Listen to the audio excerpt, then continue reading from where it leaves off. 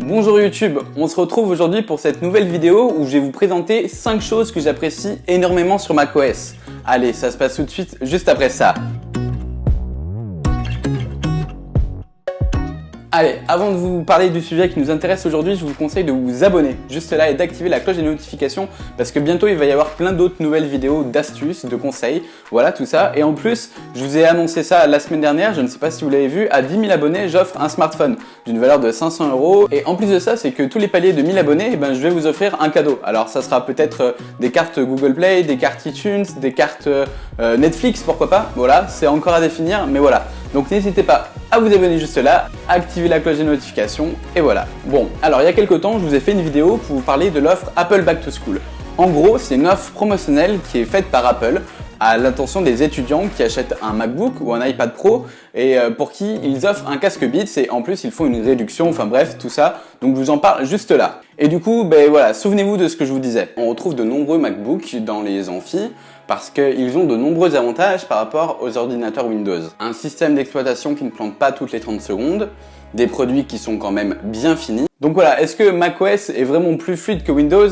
A priori, oui, parce qu'il y a peu de bugs. Mais ce qu'il faut dire aussi, c'est que si on met 2000 € sur un PC Windows, Windows fonctionnera très bien. Enfin, en tout cas, je l'espère. Sur des ordinateurs à moins de 1000 €, ça dépend. Mais du coup, aujourd'hui, je suis pas là pour vous parler de Windows, mais bel et bien de macOS et de 5 choses qui font que moi, j'apprécie vraiment ce système d'exploitation. La première chose que j'apprécie vraiment beaucoup, c'est la navigation entre différentes fenêtres en plein écran. En effet, comme vous pouvez le voir à l'écran actuellement, avec juste un simple swipe sur le trackpad, il est possible de passer d'une fenêtre à l'autre assez facilement tout en restant en plein écran. C'est une fonctionnalité que je trouve vraiment très utile parce que parfois, on veut faire une recherche sur internet, on a besoin de voir la page en grand, mais à côté de ça, on a aussi besoin d'utiliser le traitement de texte et donc du coup, je trouve que cette fonctionnalité est très bien. Et rassurez-vous, comme sur Windows, il est également possible de diviser l'écran en deux si jamais vous voulez regarder une information à droite sur internet et écrire, je sais pas, quelque chose sur votre traitement de texte. Bref, quoi qu'il en soit, je trouve que cette navigation et ces différents écrans est très pratique. D'autant plus que si vous en avez plein d'ouverts, si vous êtes perdu,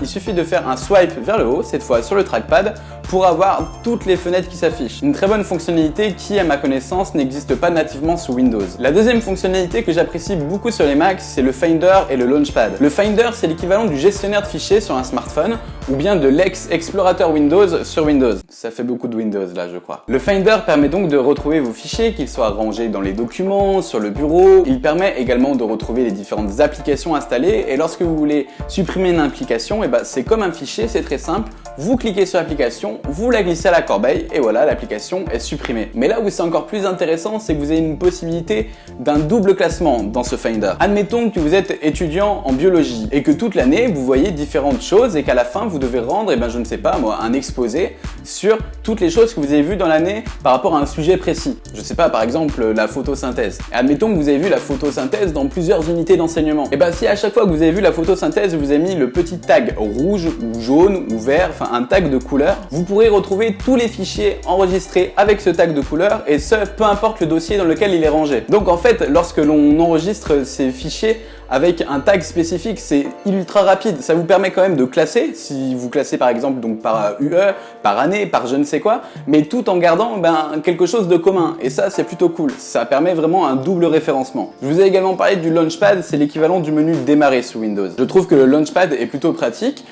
Je le trouve assez esthétique. Vous retrouvez toutes vos applications et vous pouvez les regrouper par dossier, du coup, un peu comme sur votre iPhone ou un peu comme sur votre smartphone Android. Et ça, je dois admettre que c'est plutôt cool. La troisième fonctionnalité que j'apprécie énormément sur Mac, c'est le fait que les logiciels de bureautique soient directement inclus. Vous retrouvez donc Page en logiciel de traitement de texte, Numbers en tableur, équivalent à Excel, et enfin pour faire des présentations, le logiciel s'appelle Keynote. Keynote, c'est donc l'équivalent de PowerPoint, mais moi je trouve qu'il est beaucoup mieux. J'ai dû d'ailleurs créer un oral pour une soutenance récemment, j'ai utilisé Keynote et je l'ai trouvé bien plus intuitif, bien plus élégant et bien plus sobre que PowerPoint. Le fait d'avoir des applications de bureautique professionnelle directement installées sur un ordinateur, c'est un bon point. Surtout quand on sait qu'il faut rajouter parfois assez cher au niveau de la licence lorsqu'on a un PC Microsoft et que l'on veut prendre un logiciel payant type Word. Alors bien sûr, après il existe toujours des alternatives gratuites sous Windows comme sous macOS d'ailleurs avec LibreOffice. La quatrième chose que j'apprécie vraiment sur le Mac,